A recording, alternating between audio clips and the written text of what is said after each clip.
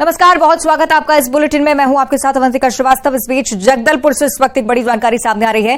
Truck की टक्कर से 3 युवकों की मौत हो चुकी है। दंतेवाड़ा बैंक के पैसे निकालने के लिए ये युवक यहां पर पहुंचे थे। भोपाल के रहने वाले तीनों युवक बताए जा रहे हैं। एक व्यक्ति ने मौके पर ही दम तोड़ दिया, जबकि 2 लोगों को जैसे अस्पताल ले जाया गया वहां पर दोनों की जान चली गई। भीषण सड़क दुर्घटना, जगदलपुर से ये जानकारी सामने आ रही है।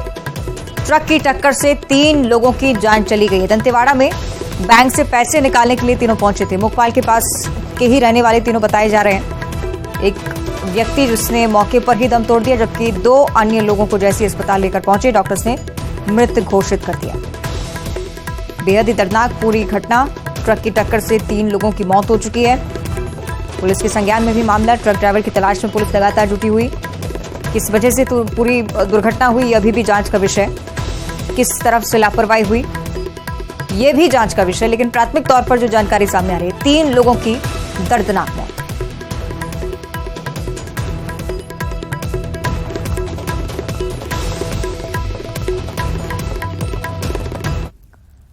रायपुर से अगली बड़ी खबर, जहां संविदा कर्मियों ने एक रैली निकाली है। नियमितीकरण की मांग को लेकर लगातार चरणबद्ध आंदोलन चलता आ रहा है, लेकिन अब रैली भी संवाद रैली, जिसे नाम दिया गया। घुटने के बल चलकर विरोध जता रहे हैं संविदा कर्मी। एस्मा के आदेश की कॉपी भी फाड़ेंगे, ये भी जानकारी। आंदोलनकारियों से संवाद नहीं करने से लगातार नाराजगी बढ़ती जा रही है। सरकार से लगातार ये अपील कर रहे हैं संविदा कर्मचारी, उनकी मांगों पर ध्यान दिया जाए, कोई बीच का रास्ता जरूर निकले। लेकिन ये तस्वीरें आप देखिए।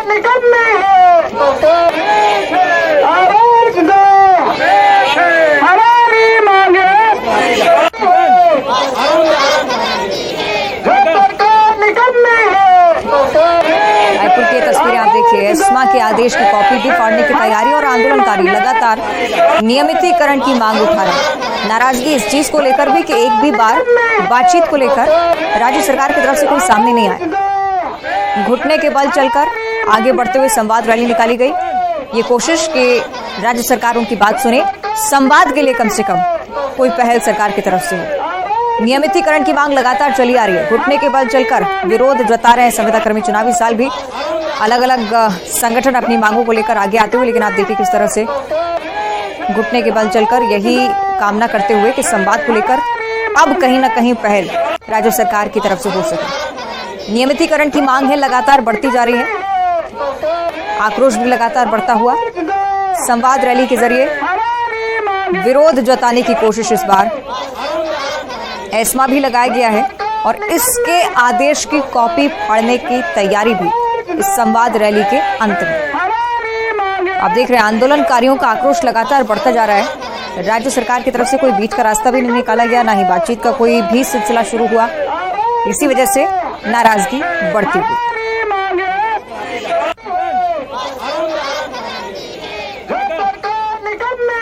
तस्वीरें आप देख रहे हैं। रायपुर की तस्वीरें हम आपको दिखा रहे हैं। संविदा कर्मी हैं, इतनी बड़ी संख्या में आंदोलन उनका लंबी समय से चलता हुआ, लेकिन कोई ध्यान नहीं दिया जा रहा है। ये आरोप उनकी तरफ से लगातार लगाया जा रहा है। घुटने के बल चलकर विरोध जताने की कोशिश इस बार। ये कोशिश भी कि संवाद को लेकर कुछ कहा जा सके। सही, युगल हमारे साथ जुड़ रहे हैं। युगल, ये तस्वीरें हम देख रहे हैं और भरपूर कोशिश करते हुए संविदा कर्मचारी नजर आते हैं। युगल, जी देखिए, हम सीधी तस्वीर है वो दिखाना चाहेंगे। मैं अपने सहयोगी मनीष से कहूंगा कि दिखे किस तरह से महिला जो कर्मचारी हैं, जो अनियमित हैं, और संविदा जो कर्मचारी हैं, नियमितीकरण की मांग है वो लगातार कर रहे हैं। आप लोग घुटने के बल चढ़ के ध्यान आकर्षित कराना चाहें। जी हाँ, ये हमारी मजबूरी हो गई है। 23 दिन तक सरकार कानों में उंगली डालकर बैठी हुई है। आज तक संविदा कर्मचारी चाह क्या रहे, सरकार को लगता है ये भी अवगत नहीं है। वो बार बार कहते हैं कि 27% हमने दिया है। अरे भाई, संविदा कर्मचारी क्या आपसे मांग रहा है, एक बार बात तो कर लो। आप क्यों बार बार ढिंडोरा पीट रहे हैं? हमारी मांग कुछ और है, आप कुछ और कर रहे हैं। संवादहीनता की स्थिति ने आज हमारी बहनों को घुटनों पे चलने पे मजबूर कर दिया। कब तक चलता रहेगा इस तरह का आंदोलन? 23 दिन हो गए हमारा ये आंदोलन जब तक कांग्रेस की जो छत्तीसगढ़ की सरकार है, 2018 में जन घोषणा पत्र में उन्होंने जो अपने वादे किए हैं हमारे लिए कि हमारी सरकार बनते ही 10 दिन के भीतर हम संविदा कर्मचारियों को, अनियमित कर्मचारियों को नियमित करेंगे। जब तक के हमारी ये मांग पूरी नहीं हो जाती, ये आंदोलन अनवरत जारी रहेगा। बिल्कुल, देखिए मैं तस्वीर है वो दिखाना चाहूंगा। देखिए घुटनों के बल कर्मचारी हैं वो चल रहे हैं, इनके मुंह में पट्टी लगा है, संवादहीनता का ये इशारा है वो कर रहे हैं। तो ये कहा जा सकता है, मैं सहयोगी मनीष से कहूंगा कि दिखाए हजारों की संख्या में यहाँ पर संविदा कर्मचारी हैं। 23 दिनों तक तूता नवा रायपुर में ये धरना प्रदर्शन कर रहे हैं। अलग अलग तरीके से धरना प्रदर्शन करके ये ध्यान है वो आखिर करा चुके हैं। हमारे बीच जो कर्मचारी प्रदेश अध्यक्ष है हेमंत, कब तक इस तरह और चलता रहेगा ये आंदोलन? जब तक सरकार के द्वारा कोई पॉजिटिव संवाद स्थापित नहीं होता तब तक आंदोलन जारी रहेगा। और सरकार जितनी सारी कार्रवाइयों का जैसे जैसे पत्र जारी करते हमारे साथ ही संविदा कर्मियों की तरफ से युगल देखना होगा सरकार कैसे लेती है। बहुत शुक्रिया आपका फिलहाल बातचीत के लिए। आइए अब देखते हैं 20 मिनट में 20 खबरें। सावन के महीने में महाकाल मंदिर में भक्तों की भीड़ उमड़ी है और इसी भीड़ के बीच महाकाल मंदिर प्रशासन के दावों की पोल खुली है। दरअसल सावन के दूसरे सोमवार के दिन बाबा की सवारी के दौरान भक्तों के साथ बदसलूकी की गई, जिसकी तस्वीरें सामने आई हैं। तस्वीरों में देख सकते हैं महाकाल की सवारी निकली है, जिसमें हजारों की संख्या में भक्त नजर आ रहे हैं। इस दौरान मंदिर में भक्तों को नियंत्रित करने के लिए पूरी तरह से व्यवस्थाएं चरमराई हुई दिखी। सवारी के दौरान भक्तों के साथ मारपीट की गई। वहीं एक भक्त जब माला चढ़ाने आगे आता है तो उस पर हमला कर दिया जाता है। तस्वीरें महाकाल मंदिर प्रशासन की पोल खोलती हैं और बताती हैं कि जब प्रशासन को पता होता है कि सावन के महीने में श्रद्धालुओं की भीड़ उमड़ती है तो फिर व्यवस्थाएं इतनी लिचर क्यों।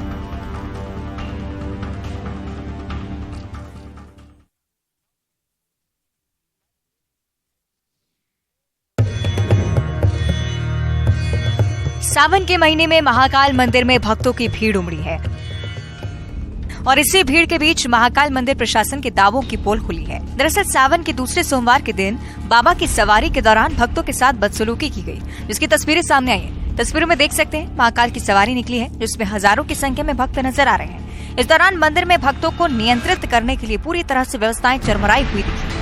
सवारी के दौरान भक्तों के साथ मारपीट की गई।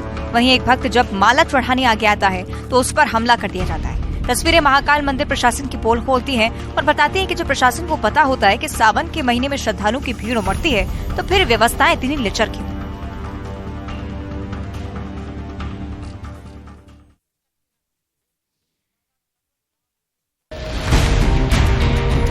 जब भी किसी को कोई प्रदर्शन करना हो या फिर अपनी बात मनवानी हो तो हर कोई टंकी पर चढ़ जाता है। एक ऐसी ही तस्वीर खंडवा से देखने को मिली, जहां एक युवक टंकी पर चढ़ गया। बताया जा रहा है कि युवक ने टंकी पर चढ़कर जमकर नौटंकी की और उत्पात मचाया और सब युवक को टंकी से नीचे उतारने की जद्दोजहद में लग गए। जानकारी ये भी है कि युवक ने इस दौरान इकट्ठा हुई भीड़ पर जमकर पत्थर बरसाए। युवक के ड्रामे को देखते हुए पुलिस भी मौके पर पहुंची और युवक को नीचे उतारने का प्रयास किया।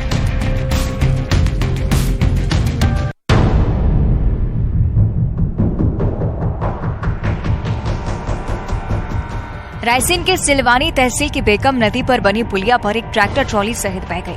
नदी उफान पर थी और पुलिया से पानी का तेज बहाव था।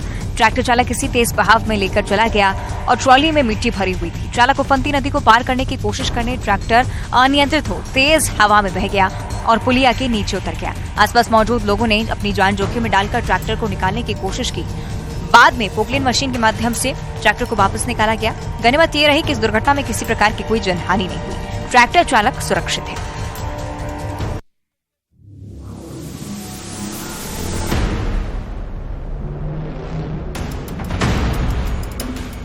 टोल प्लाजा पर खड़ी एक बस, उसके सामने बैरिकेड्स और कोई बैरिकेडिंग को हटा रहा है तो कोई लगा रहा है।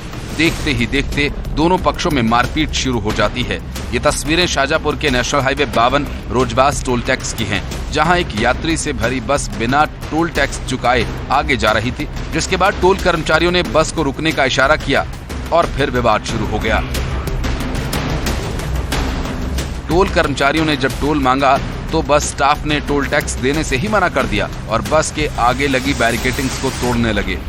फिर क्या, देखते ही देखते दोनों पक्षों में मारपीट शुरू हो गई और दोनों एक दूसरे पर लात घूंसे चलाने लगे। इस मारपीट की घटना में एक टोल कर्मचारी घायल भी हो गया। वहीं घटना की तस्वीर सीसीटीवी कैमरे में कैद हो गई।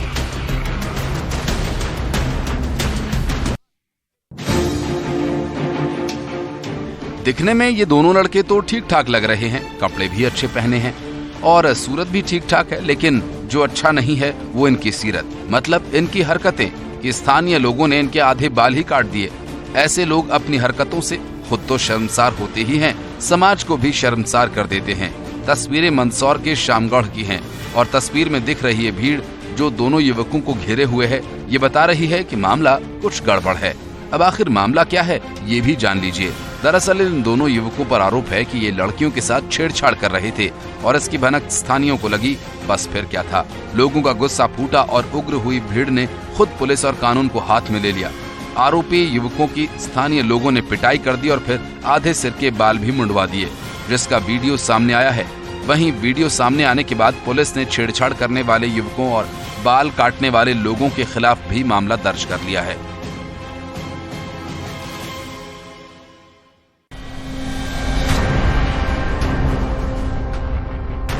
छब्बीस जुलाई 1999 की वो तारीख जब हमने यानी भारत ने अपना दम दिखाया और पड़ोसी मुल्क पाकिस्तान को युद्ध में हरा दिया। हालांकि इस युद्ध को जीतने के लिए भारत के 527 जवानों ने अपनी शहादत दी। तब से 26 जुलाई को करगिल विजय दिवस के रूप में मनाया जाने लगा। इस तारीख को देशवासी उन शहीदों को श्रद्धांजलि देने के लिए याद रखते हैं जिन्होंने अपनी जिंदगी देश के लिए कुर्बान कर दी। करगिल दिवस के मौके पर युद्ध में शहीद हुए जवानों को प्रधानमंत्री नरेंद्र मोदी, रक्षा मंत्री राजनाथ सिंह समेत तमाम केंद्रीय नेता और मध्य प्रदेश के सीएम शिवराज सिंह चौहान ने श्रद्धांजलि दी। पीएम मोदी ने ट्वीट कर शहीदों को नमन किया, तो वहीं रक्षा मंत्री राजनाथ सिंह लद्दाख स्थित करगिल युद्ध स्मारक पहुंचे और श्रद्धांजलि अर्पित की। बता दें कि भारतीय सेना ने 26 जुलाई 1999 को ऑपरेशन विजय के सफल समापन और विजय की घोषणा की थी। इसी के साथ करगिल के तोलोलिंग और टाइगर हिल समेत ऊंचाई वाली बर्फीली चोटियों पर करीब 3 महीने से जारी लड़ाई खत्म हुई।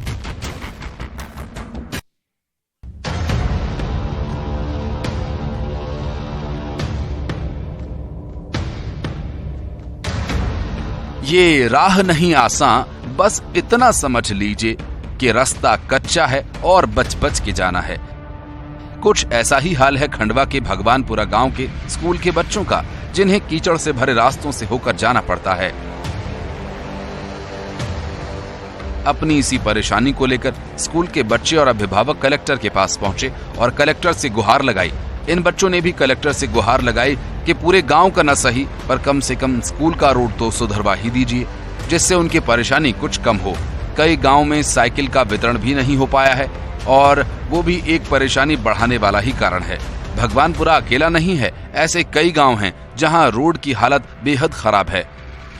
खालवा तहसील के टेमरू, खोदरा, बिहारीपुरा, खुर्द और पुनासा के अटूट डांडा गांव के बच्चे भी ऐसी ही गुहार लगा चुके हैं।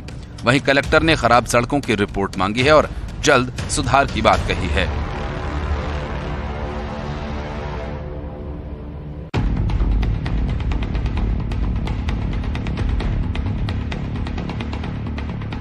अभी पिछले कुछ दिन पहले ही दिल्ली में सैलाब आया था। आसमानी आफत और यमुना के जलस्तर की वजह से दिल्ली का एक कोना पानी में डूब गया था।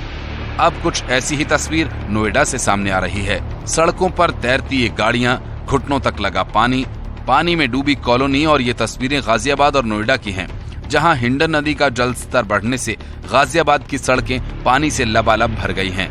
तो वहीं नोएडा में सुबह से हो रही मूसलाधार बारिश के बाद सेक्टर 19 और सेक्टर 152 में स्थिति बिगड़ गई है।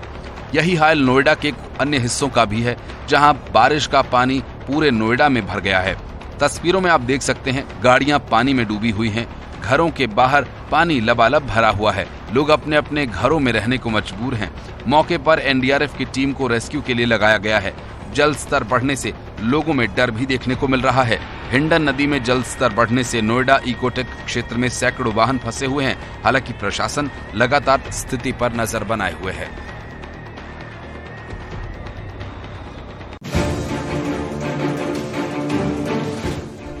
सुकमा में पिछले कई दिनों से लगातार बारिश जारी है। हालांकि बारिश अभी कुछ थम गई है, लेकिन नदी नाले उफान पर हैं। अब उसका असर भी दिखने लगा है। नदी नालों से होते हुए पानी सड़क तक आ पहुंचा है। नेशनल हाईवे 30 पर अचानक पानी का सैलाब आ गया, जिससे दुकानों में पानी घुसने का डर सताने लगा। तो वहीं कई घरों में भी पानी भर चुका है। लगातार नदी नालों से आ रहे पानी से सड़कें तरबतर हो गई हैं। पानी बीजेपी दफ्तर में भी घुस गया।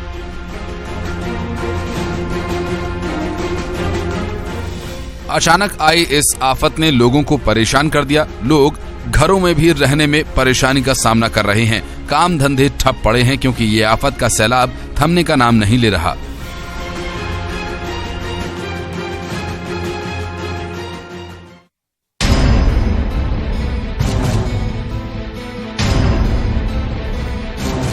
सुकमा में जहां नदी नाले उफान की वजह से सड़कों पर पानी लबालब भरा हुआ है, तो वहीं सूरजपुर में परिस्थितियां विपरीत हैं। खेतों में पड़ रही ये दरारें इस बात की गवाही हैं कि मानसून के इस मौसम में सूरजपुर में सूखा पड़ा है। जिले में बारिश नहीं होने की वजह से किसानों की चिंता बढ़ गई है। खेतों में धान की फसल खराब हो रही है। पिछले 10 साल की तुलना में इस साल सूरजपुर में 26 मिलीलीटर औसत वर्षा कम हुई है। जिले में किसान इंद्रदेव से बारिश की कामना कर रहे हैं और इस बार जिले में अच्छी बारिश नहीं हुई तो किसानों की मेहनत पर पानी फिर जाएगा और किसान कर्ज के बोझ तले दब जाएंगे। अब किसान कृषि विकास और किसान कल्याण विभाग से भी मदद की गुहार लगा रहे हैं।